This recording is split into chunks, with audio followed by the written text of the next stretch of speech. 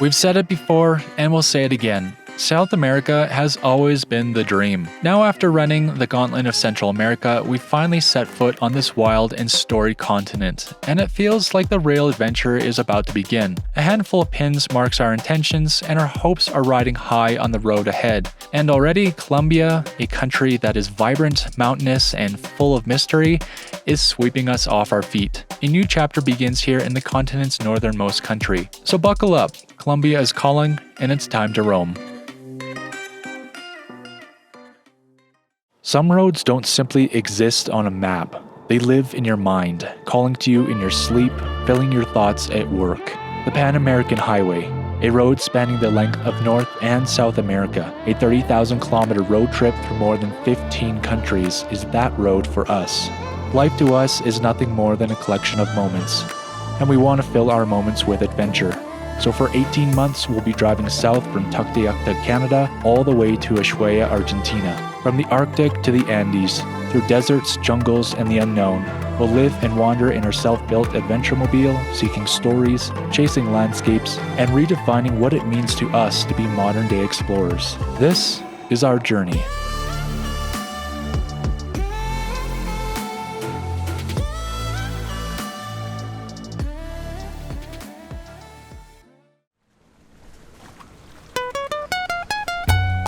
Welcome to Cartahena, Colombia. We landed here a day ago and immediately started the process of receiving our beloved van from the port so that we can start our journey through South America. It's been all hustle and bustle for us so far, so tonight we're going to walk the town and get a feel for this vibrant place.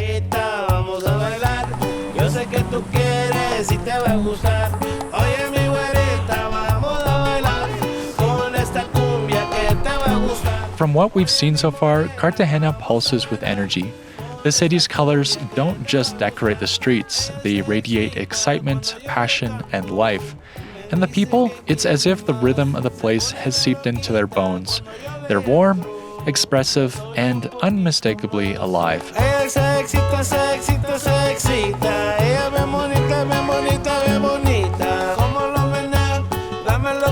Cartagena is a city where centuries of history meet the pulse of the present. Perched on Colombia's Caribbean coast, it's best known for its beautifully preserved walled Old Town, a UNESCO World Heritage Site filled with cobblestone streets, brightly painted facades, and colonial-era churches.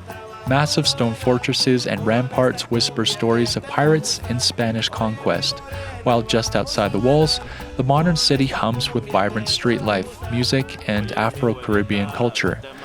Whether you're wandering through the maze of historic alleys, catching the sea breeze along the old ramparts, or dancing in a plaza to the rhythm of live drums, Cartagena feels like a living blend of past and present.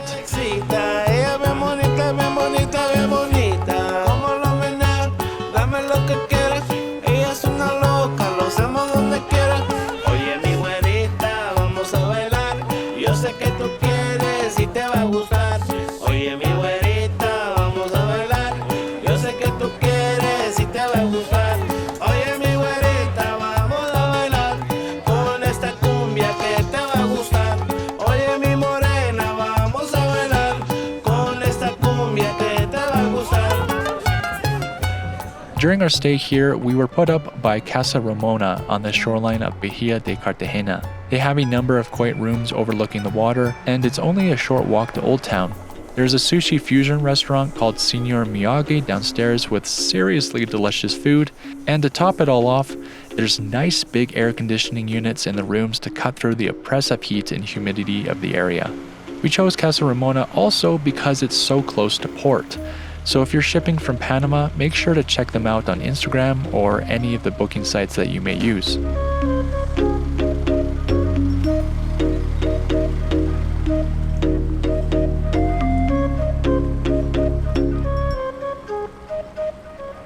Today, after we've explored downtown a little more, we'll be making our way out of the city, which we're about to find out is a little more challenging than we expected.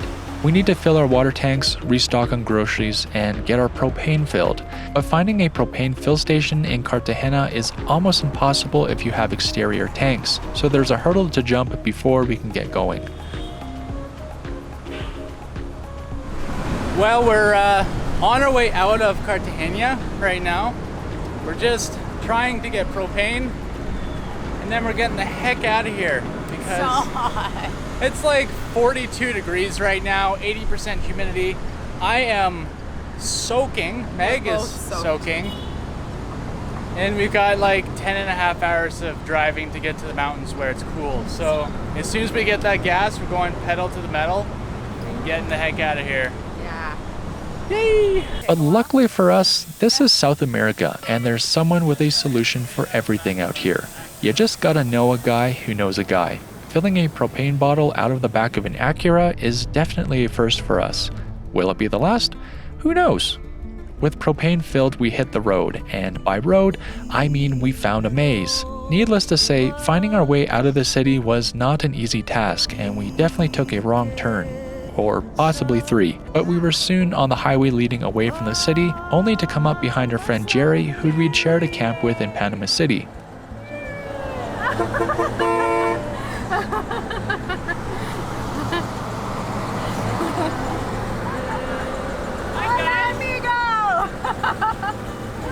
Alright, there's Jerry. He had to do row to get his vehicle across the Canarian. And hopefully we cross paths with him again. From Cartagena, we'd need to traverse a vast wetland from the coast to the mountains. The drive would take us around 11 hours to complete. Aside from the intense heat, the drive was stunningly beautiful. The roads in Colombia are in great shape, so we traveled quickly, and the landscapes out our windows had us pointing and straining our necks enthusiastically as new and interesting scenes passed by.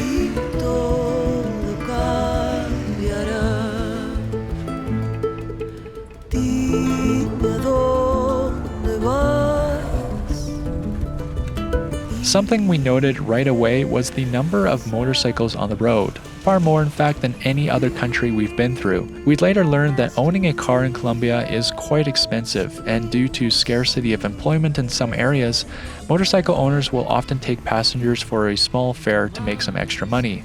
That aside, it seems to be the quickest and easiest way to get around, a convenience that people here avidly take advantage of.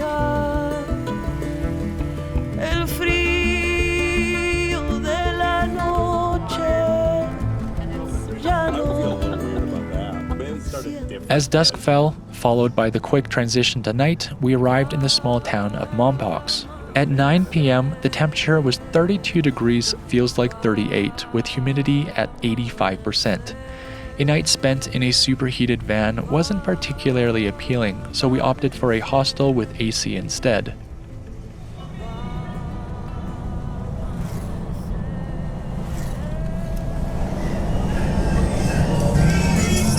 So last night we stayed at a hostel in the town of Mompox. It's just too hot and too humid to sleep in the van right now. Yeah. First night that's really happened. But we felt like we absolutely couldn't sleep in the van. Yeah. we had an air conditioner, and we put it down to 16 degrees, as low as it could go. And I swear it never actually reached 16 degrees. Yesterday was like the worst, definitely the worst drive day we've had. We were literally dripping with sweat. Shirts soaked through from like 10 a.m. till 8 p.m. Yeah. So it's the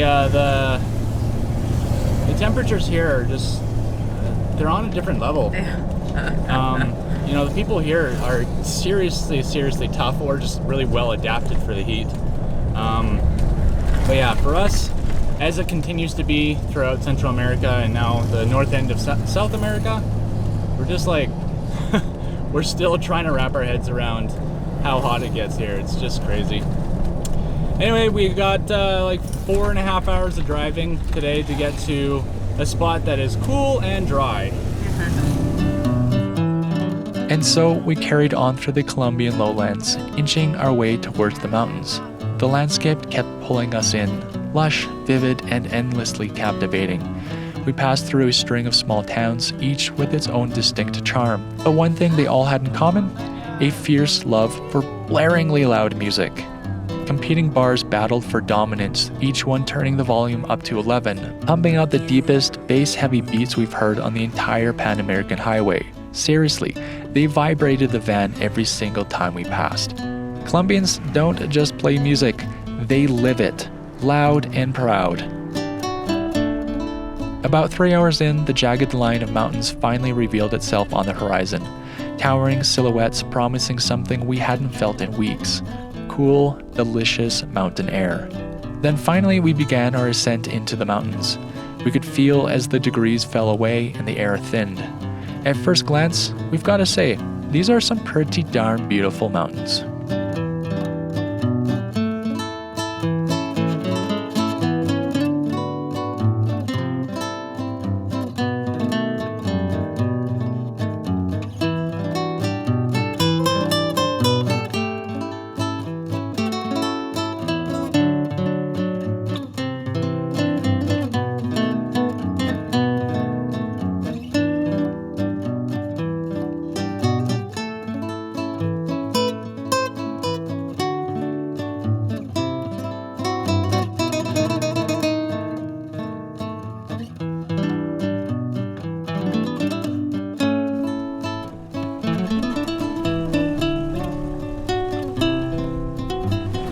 Alex is on a mission to try all sorts of crazy sodas.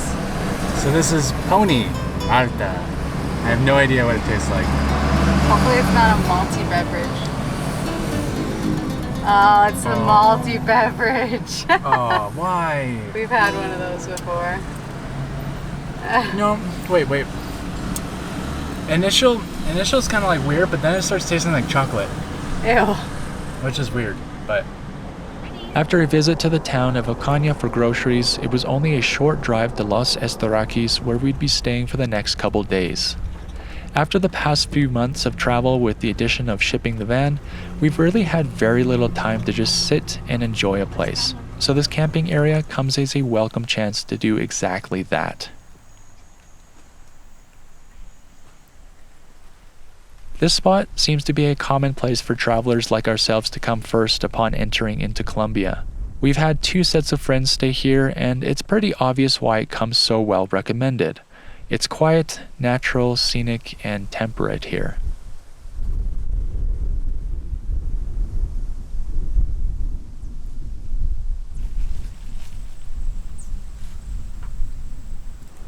Well, how was that drive? Better than yesterday. You? Yeah, better than yesterday. Well, after that long 2 days of driving, we're gonna probably sit tight here for at least 2 nights, possibly more. I think our French friends are gonna join us here, and then we're gonna go on some other adventures, but we're gonna use this time to dry out, cool off, and just get some work done. So yeah.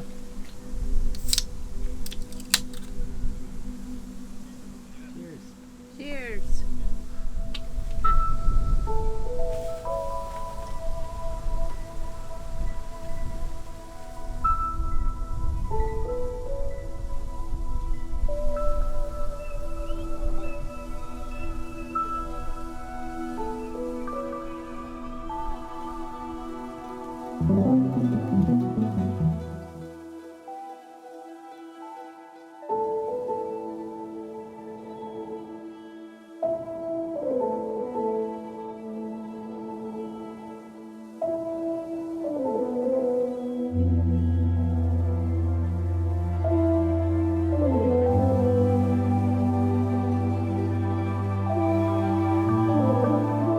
Los Esttoakis' unique natural area is one of Colombia's smallest protected parks, but its landscape feels anything but small.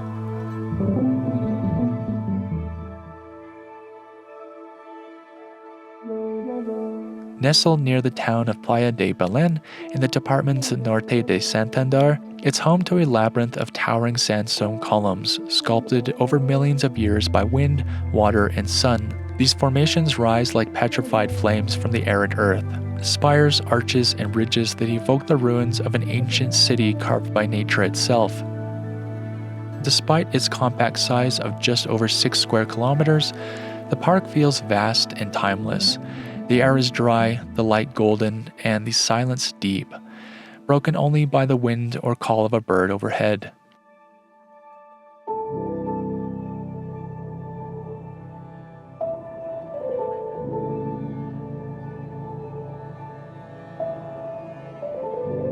Los Esttoakis is a place of stillness and raw beauty, a hidden sanctuary where Colombia's geological history reveals itself in dramatic, dreamlike form.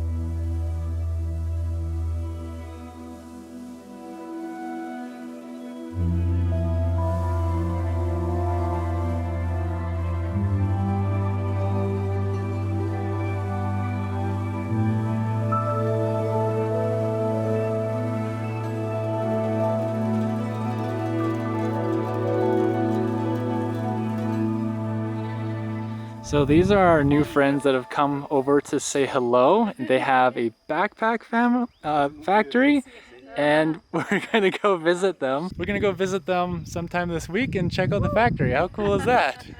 Adios, familia! Adios!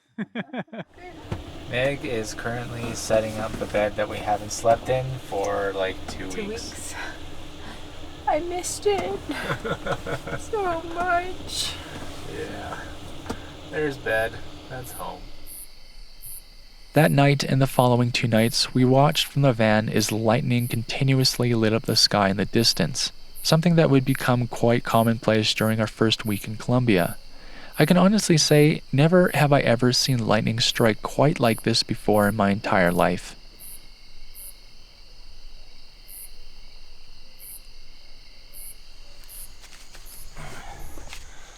Okay, so in today's episode of Everything is Always Broken, I'm going to be fixing the remote gas valve that we have on the tank in the back box of the van. And this broke the first time in Mexico when I hit a really abrupt and tall tope, and everything in here just launched. The valve broke off because it's plastic, and then I JB welded it back together, and then we hit another tope somewhere else and it broke again. So we managed to get a new valve in with the help of our friend James, and this will basically have our gas system safe again. So you can see right here, this blue box is the remote ball valve, and what it does is with a 12-volt signal, it turns a ball valve and allows gas into the van, and it hit the roof right here and broke twice, and this time I'm going to mount it sideways so that it cannot hit the roof and shouldn't break anymore. The initial installation of the remote ball valve went fairly smoothly. However, after rewiring it and testing it, I realized that I had purchased the wrong unit. Somehow, I had missed that the new one had a reverse polarized motor and thus required a specific switch to work properly. Luckily, I got it in my head to swap the internals from the old broken unit to the new one's casing. It was an extra hour of work, but we now have a working ball valve. More than often, a success on the road requires a little bit of ingenuity, or a little bit of dumb luck. Okay, there you go. Gas valve fixed and orientated sideways so it doesn't hit the roof anymore. That job is done.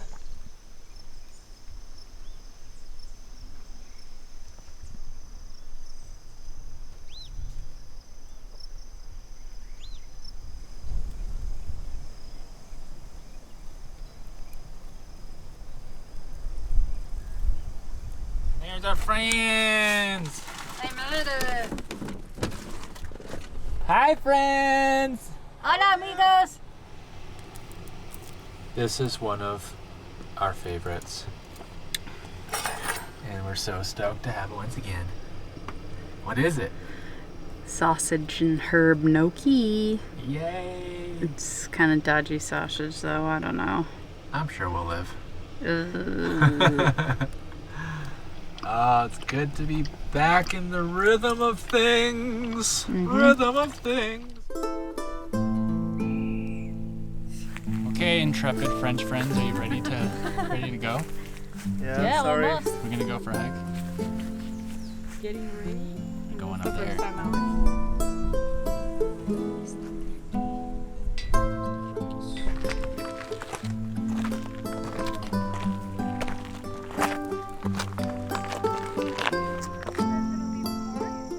Maybe you're thinking it by now, and I can assure you we were too. This natural area has a striking resemblance to Bryce Canyon National Park.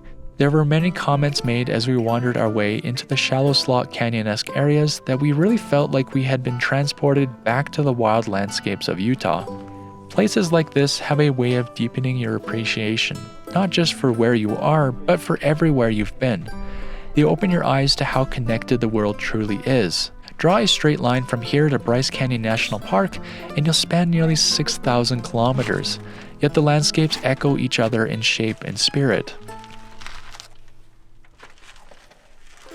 It's a beautiful reminder that even across continents, nature speaks a familiar language.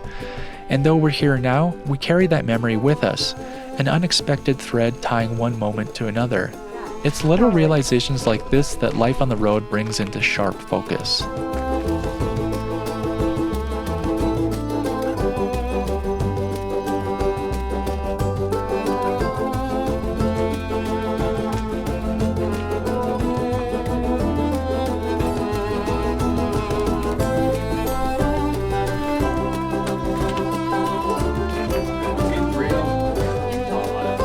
yeah, Salt Canyons.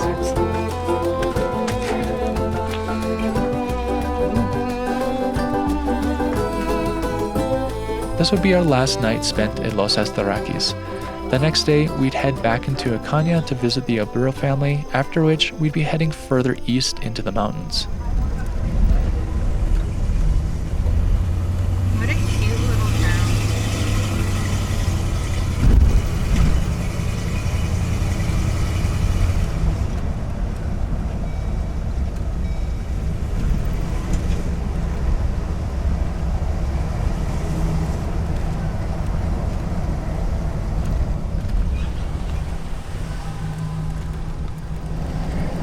Well, we've finished up with our time at Los Esttoakis, and we're on our way back to Esttoakis to go see the Abriel family.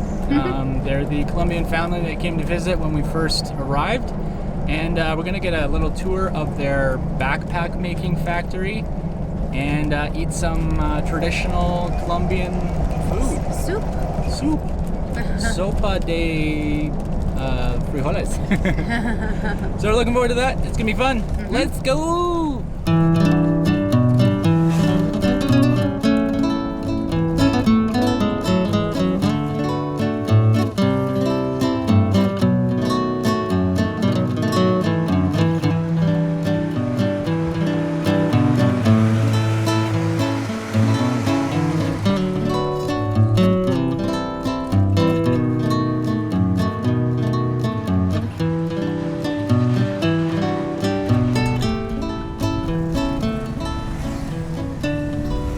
That right there on the bike ahead of us is our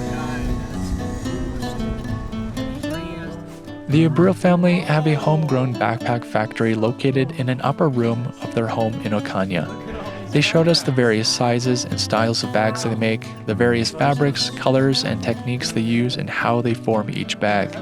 Their bags are primarily directed at school kids. However, I showed Miguel and Hugues the spare tire-mounted trash bag we have on the back of our van, and from what I gathered, they seem to think they could probably make one. So perhaps they'll be entering the Colombian overland scene in the future. Stay tuned for that. You can find Telego bags at Morales Telego on Instagram. If you're interested in supporting them or buying a bag, make sure to check them out. Ow. Paco, why are you biting? My shoulder. ¿Está bien? ¿Sí? Hey!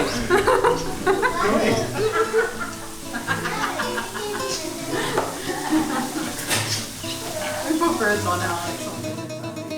He matches you. After a tour of the factory, we were brought downstairs and treated to a traditional meal by Nuri and the girls. And oh my goodness, what an incredible meal it was.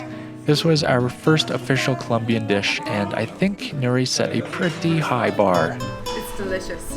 Yeah. Sope de frijoles.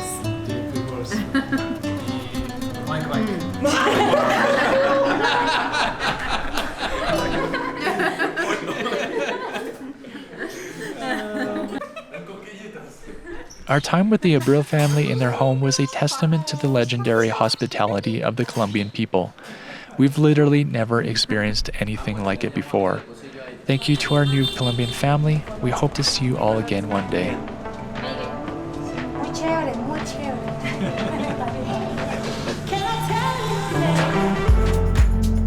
And then it was time to get back on the road and find camp for the night. Earlier, I had marked a few promising spots on the satellite image that we'd go take a look at, which usually turns into a new way to spell adventure.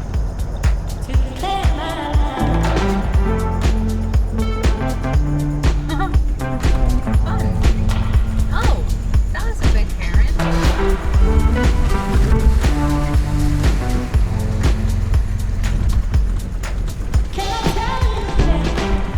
So we are presently on a hunt for a camp spot because there's not really a lot of overlander spots in this region, and we're just driving through farmland right now. Abrego. But it is absolutely stunningly beautiful here. Oh my goodness. Cool, and It's- all the locals are so fun and interested in us. Yeah, this is actually a really cool and kind of fun experience. It's good. Look at those mountains. They're gorgeous. Gorgeous mountains. Oh my goodness. And there's a cowboy on a motorbike. Here's a cowboy on a motorbike driving a gravel road in the afternoon. This is the thing about following GPS mindlessly. You wind up on an adventure. River crossing. Es muy fresca.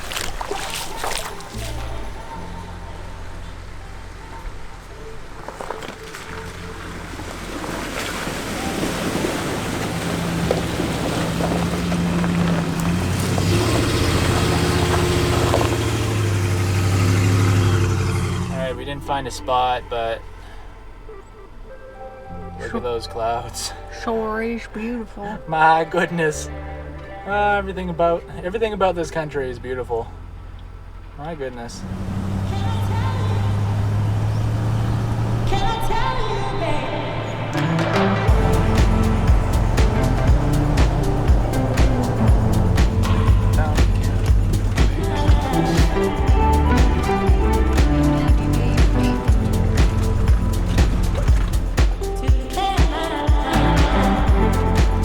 We drove a little later into the night than we normally do, but the payoff for doing so was well worth the extra drive time.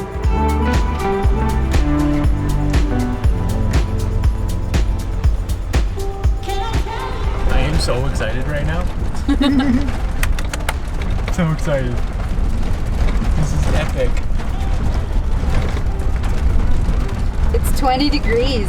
It's 20 degrees. We're gonna have to stay here for 2 days if it's good. Right there.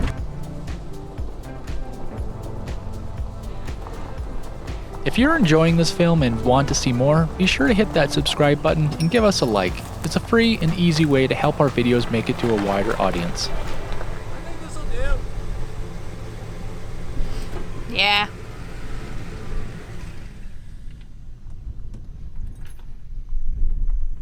Check this out.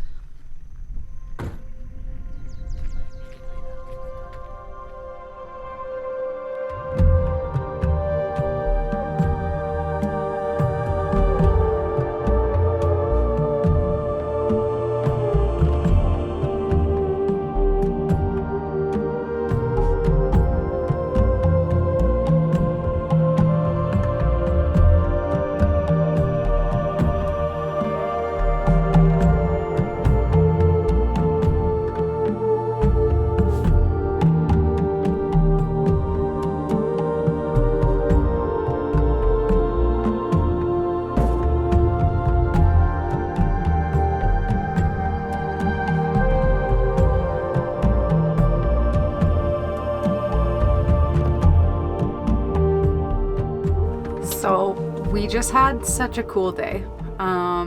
We met this family on Sunday at the natural area, and they invited us for lunch at their place this week. And so that's what we did today. We spent like 3 or 4 hours with this family, and they were just begging us to stay with them tonight, and if they could show us around the area and all the cool spots. We had like the best lunch ever, and are still stuffed hours later, and we got sent away with so many gifts and blessings, and we have a new Colombian family. It's just crazy. And all of this without really being able to communicate with each other. They had no English, and our Spanish is obviously very limited. So they have a backpack factory, and so they sent us away with 2 like toiletry bags, and then this like fanny pack purse thing, and we got like 2 liters of her homemade limonada. She gave us 2 bars of soap. We got fresh eggs from their chicken. What else did she send us away with? All of her love and care. Cold water. It was just unbelievable. So, welcome to Colombia, I guess. This is the best place ever. Yep. Yeah.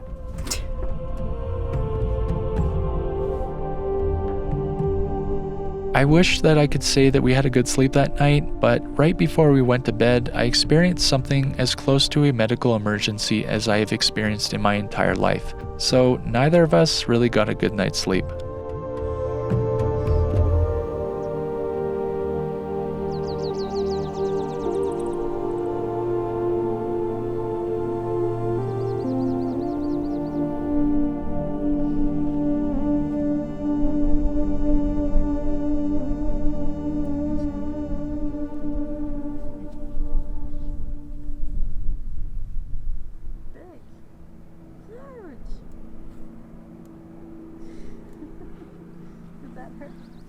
Well, welcome to our first wild camp in Colombia.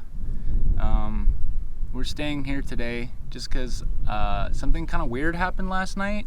Out of the blue, I just got out of my editing chair, and all of a sudden my entire body, it was like every single joint took on the soreness that has happened over my entire life. Like, I was in so much pain, my whole body.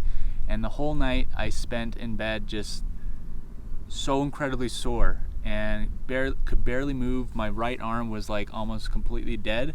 Couldn't use it because it was so painful to try and lift.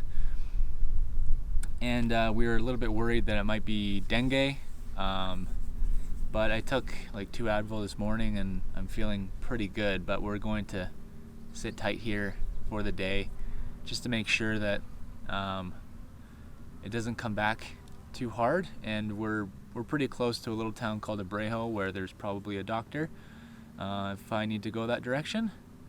But aside from that, we're pretty thrilled to be here in Colombia. It's really fantastic. It's such a beautiful country. Are you just pointing the camera at you? No, Oh. It looks like it's just pointed at you. you're there. You want to say something? Hello. Hello. Yep. We figured what happened the night previous was an allergic reaction to an L-glutamine supplement Meg tried on me. After some ibuprofen, my body was quick to recover, and I didn't feel the need to go to a doctor.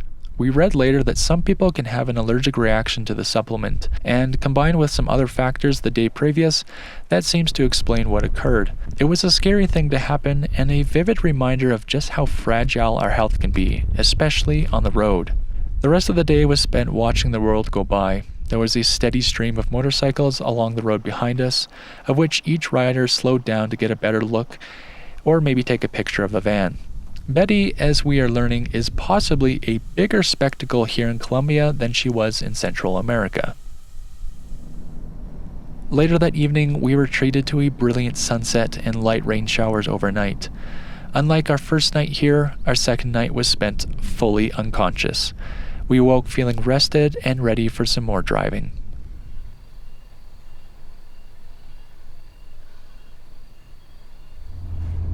Early the next morning as we ate breakfast, the owner of the property we were on rode down to us. He circled the van with a big grin on his face and then struck up a conversation when he realized we were inside. In short, he was totally okay that we were there and happy that we were enjoying the beauty of his property. That right there is Colombian hospitality, I tell ya.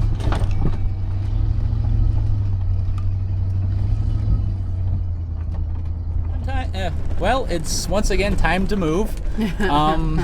Our spot on the hill there quickly turned into a construction site, which leads me back to the thing that I said way back in Mexico on the Oaxacan coast about how we always manage to park up in a spot that people are going to wind up being the next day or the next day after or whatever.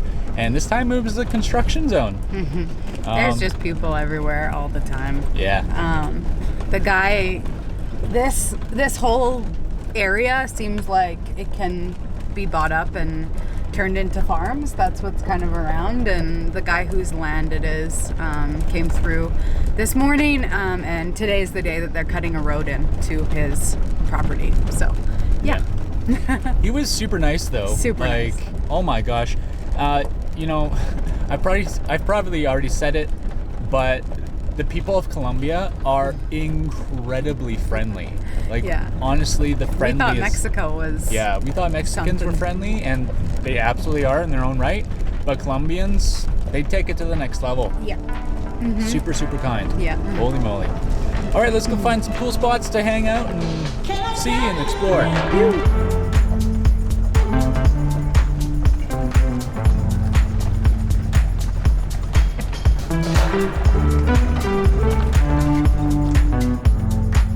More winding roads, more mountains, more cool air coming through our windows. More Colombia, please. This place is quickly becoming one of our favorite countries.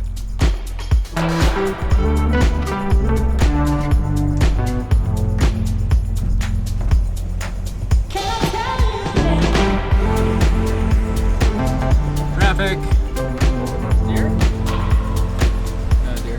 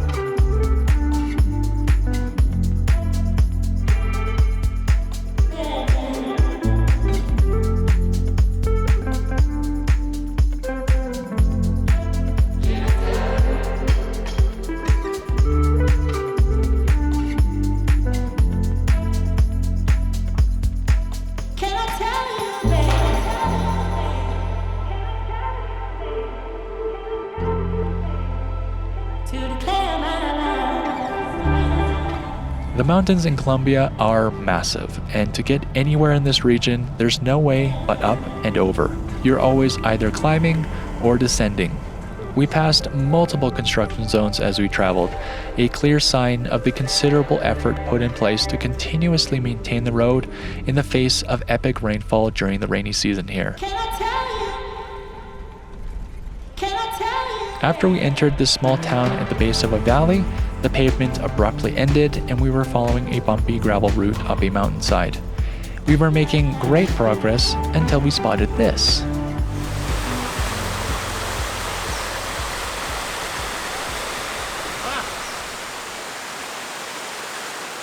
It has been a minute since we bathed in a clean and clear water source like this. With temperatures in the area ranging from mid-20s to 30s, this beautiful spot was a real treat to stumble upon.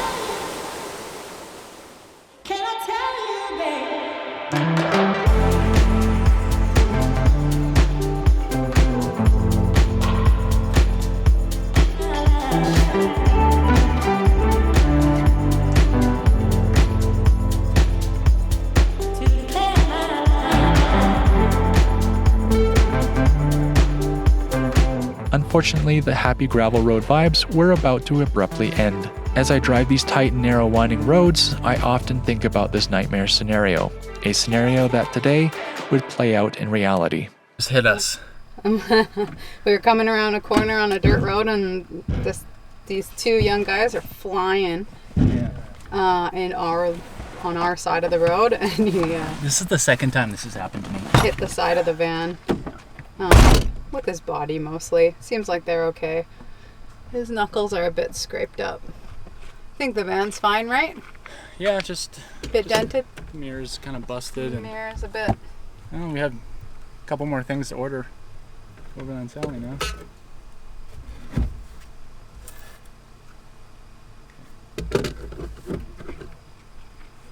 My hand's like Still shaking. trembling from the adrenaline when those guys came around the corner. So we patched them up as best we could.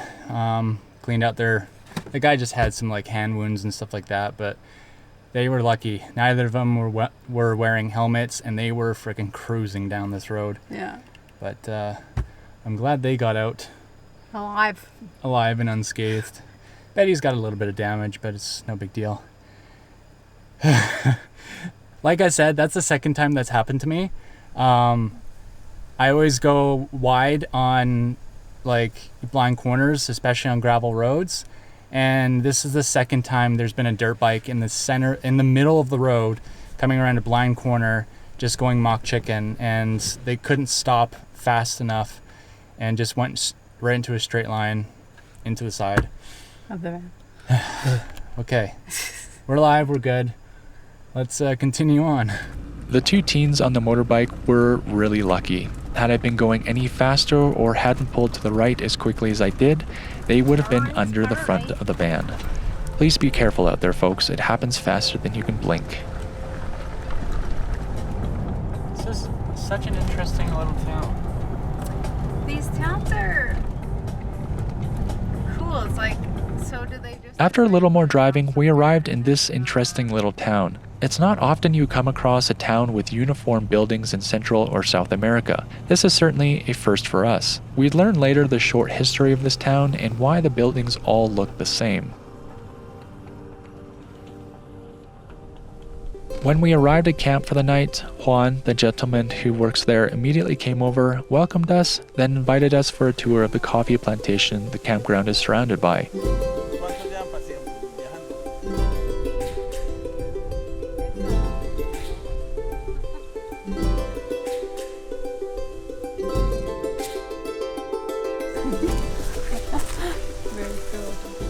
These are all coffee beans.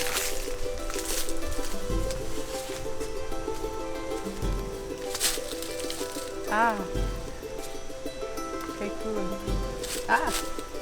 Gracias. Let's see. Can you eat one? Okay. Let's do it. What's it like? Wow, so sweet. Hard.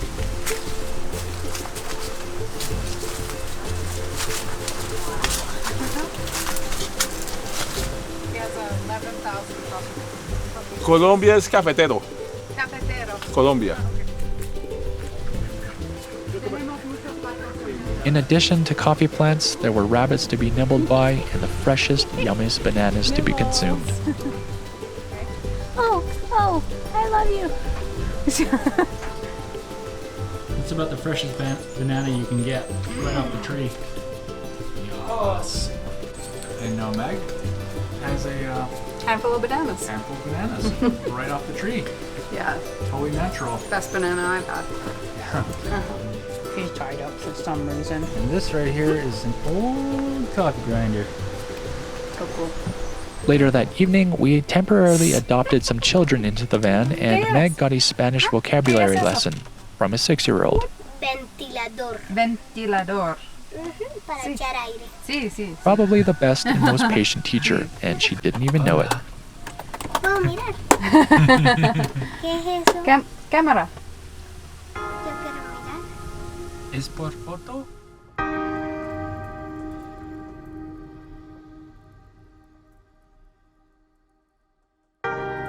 we had landed in the town of Nuevo Grandalote, a community born from disaster and rebuilt with hope. 17 years ago, the original Grandalote, a town around 1,000 houses, was buried in a massive avalanche. Miraculously, no one was hurt.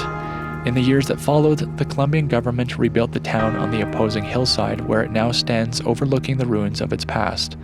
The surrounding mountains are stunning, tall, green, and imposing, casting long shadows over a place that knows both loss and resilience.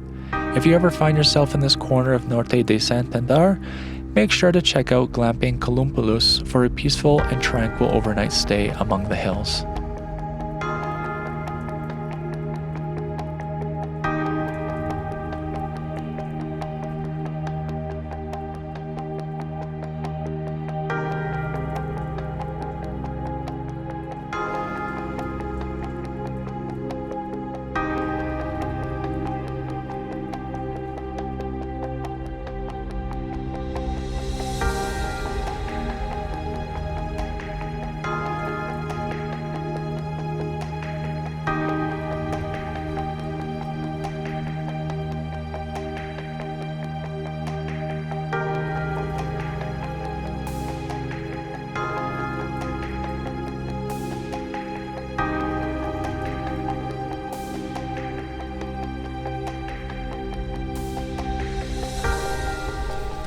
Perfecto. Sí, ¿cuánto cuesta? Este 20, este 5 y este 10. This right here is coffee from the coffee plantation. Toma una foto, How about that? Fresh from the Es farm. video.